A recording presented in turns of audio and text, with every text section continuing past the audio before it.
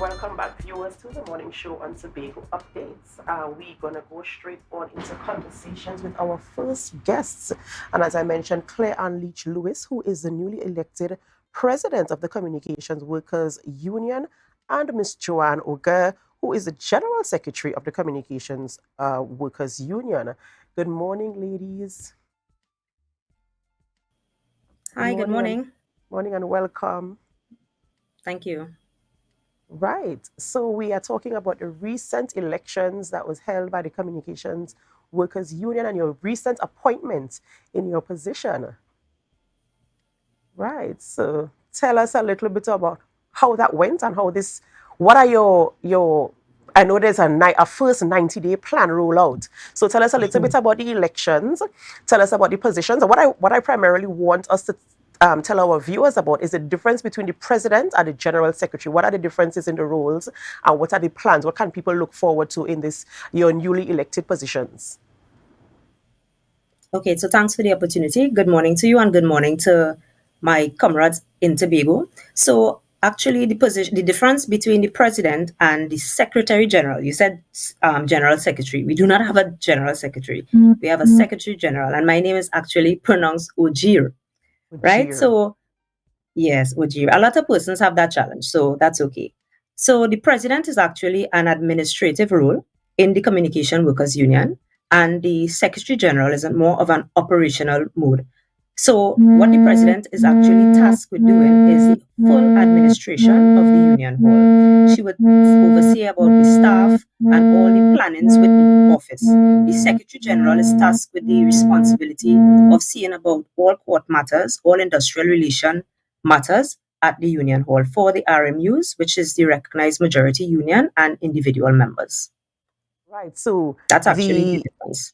the general secretary is responsible for the action, for action in the Secretary causes, General. for taking the necessary actions. And just hearing the information, you have a 90-day, the first 90 days, you want to hit the ground Yes. running. You want to start Yes. hot and ready to bring resolve to your members. So what are the things that we can look forward to in the first 90 days, and how are you going to measure the outcomes of those 90 days? So I wouldn't want to actually divulge my 90-day plan because it would not be, it shouldn't be because I have not discussed it in its entirety with the executive board. But what I can say and assure the public and all of those who are viewing and listening is that it is going to be a plan that will be focused on education. For instance, if you could recall when we had this session, I believe it was some close to Republic, I'm thinking along the lines of raising awareness to the public and society. For those persons who are still of the belief that unions are not stand, need to actually concentrate growing the membership and growing public awareness. So actually looking at the program, this is one part of the NTD plan and is under education to have police problems, free and labor coming in as a trade and activists and actually having a windows to trade unionism. This will not expose the work of the trade union, the importance of being a member of the trade union, having persons be aware of their rights as it relates to benefits, the Retrenchment and Severance Benefits Act, you name it. So that is practically part of the 90-day plan. The other parts of the 90-day plan will be focused primarily on the companies that we represent. So premature for me now to divulge that on air. Right. So we're speaking primarily about public education, ensuring that the public is aware of the benefits of being a member of a trade union. Is this trade union, Yes. because it's communications workers union, is it limited to workers under that umbrella? Not at all. Not at all. The only persons that we do not have recognition for, we cannot recognize, would be security officers who are precepted. But we have persons who are individuals coming off the street to join the union. Awesome. So we have recognition for TSTT, RBP Lifts Limited, Hilton Trinidad and Conference Center, Caribbean Lifts, PBS Technologies Limited, and we have individual members. So once you're not precepted, a security guard that is precepted, join the Communication Workers Union. Right. You also mention was also made to the succession planning of your union in terms of always having a plan for, of course, handing on the baton to somebody else. And the outgoing secretary mentioned he gave you some accolades, right? He called you astute, militant, and all these types of words he used to describe you. How do these words, how do these accolades make you feel, and how can you bring this in this position to ensure the execution of your duties in an effective way? Well, it made me feel really good. Actually, it gave me some sort of satisfaction because sometimes when you're actually in the role and doing what you're tasked to do, you would hardly hear that at some point. But Comrade Elder has been grooming me and motivating me for the last year to fill this position. So I am confident that based on the succession planning, and not only he would just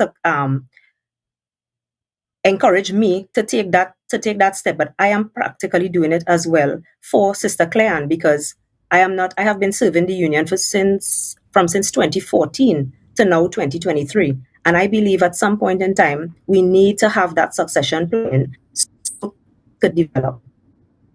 So let me commend you for that, the actual proactiveness in the succession planning in terms of you already starting to groom somebody for when you have to move on. But what I want to focus on is the challenge that comes with all the accolades that were given to you, because of course it makes a demand to ensure that all the things that you want to implement actually come to pass, that they all actually come to fruition, and the members can benefit from your roles and responsibilities as the secretary, as the general secretary there. So we know it's a heavy demand, and I know that it's going to raise the challenge, it's going to raise a bar for you in terms of challenging you. And what kind of drive does that give you to ensure that you satisfy the position?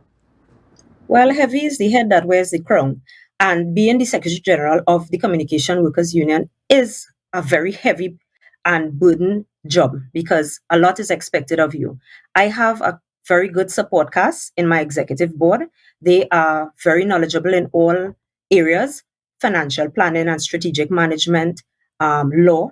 And we have a very good support cast, and this will be my drive. It has to be based on discipline and support, and of course the encouragement by the membership, because I can't do it alone. I am just there to lead the union, but nonetheless have that support from all of us, and actually will be giving me the drive. It's not a hard task because when I was the president, actually I that support to Comrade Elder. So this is just a change of guard, as I told persons at the swearing in ceremony. This is just a change of guard. The responsibility now, I just have a little more from the president, but nonetheless, it's given me the challenge that I wanted, and I accept the challenge, and I'm definitely going to have a result-oriented term. Right. And we're talking about training here because, I mean, these are sensitive matters. We're talking about industrial relations, we're talking about the law and stuff like that. How intense is your training for your members, for your executive members, to ensure that they know? I mean, it's something very important that they know the laws, that they know the rights of the workers, that they know the rights of their members, so that when they have situations that they have to resolve, that they are hitting the nail on the head to ensure that they get the best outcomes. How important is it for training, and what have you been doing in terms of the intensity of your training? So I have reached out to lecturers at Cipriani Labour College, and we have a very good relationship with the college. So I will be actually getting programs for them to attend, and these would be the very new comrades on the executive right now. We still have a complement of persons who are existing officers, as well as we have something called COSABOs, Conference of Shop Stewards and Branch Officers. Those are internal programs that we offer to all officers of the union. So these courses that I'm practically going to expose the executive board to will be an in-depth study into labor relations, grievance handling, and actually how to mediate. So anything as it relates to alternative dispute resolution, that is pivotal in this role, and that is exactly one of the things that we add to them as training, as part of the training. Is the training certifiable, or is it that, are you planning to have any level of training that is certifiable, or do you have to have any certificates to be a member of the executive? No, but the training they will be exposed from Cyprian.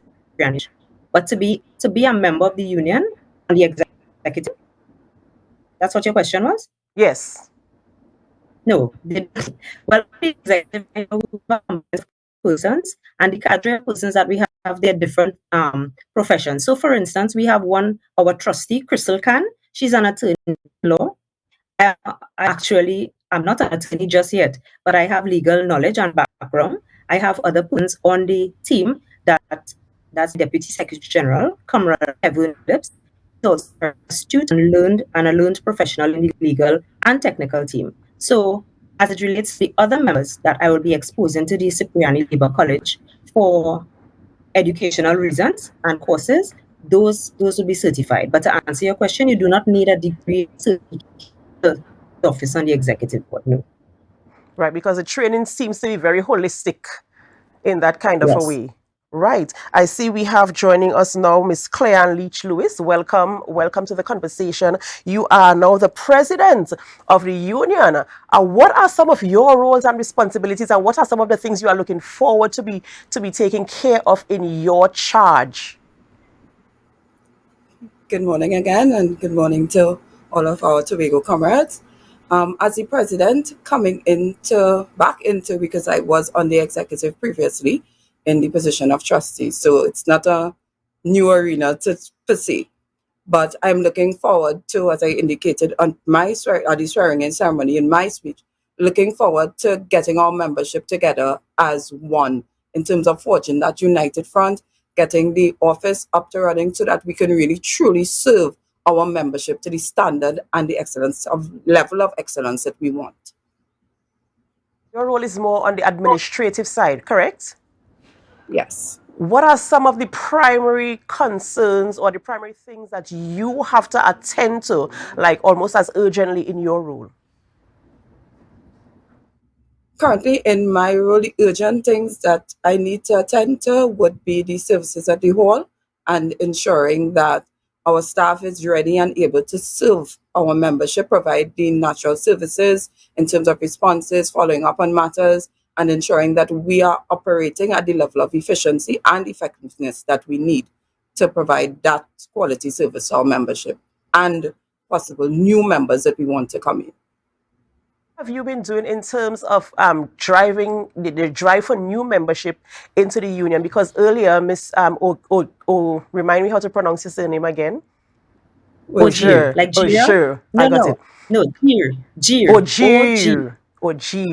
Right. She mentioned that, of course, you want to get new members and you want to get as many persons as possible being a part of unions because there are so many benefits. But in terms of your drive, what is your drive to get new members in your campaign, to get new members to sign up with your union? Okay, so having commenced office actually yesterday, it was the first time we were back in office since I was swearing in on Tuesday. So all that will be part of our 90-day plan in terms of the educational aspects and making the public aware of your benefits of joining the union, how it would benefit you, securing your jobs, knowing your rights. All these things are critical elements that the public may not be aware of. And you may be in a situation and not know how to handle it or how it should be handled, where I can go to for assistance. All these things would form part of the foundation in terms of that educational element and bringing in new memberships who may need that assistance and may not know where to get it. Right. So that's the first step. Awesome. And you use two terms, comrades and sister. And I feel as if those terms are, they kind of speak to us a level of unity and kind of family. And tell me the science behind using those terms and what it's supposed to do to your members in terms of how they're supposed to feel as part of this union. As in terms of comrade sister, it's intergender in terms of we say comrades or comrade sister. That's basically what we see. But it is to forge that unity because we all are one and we all have to defend each other as one. If one brother or sister is affected, we are all affected. And we should all be able to come to defense of each other. And that's basically what comrade means.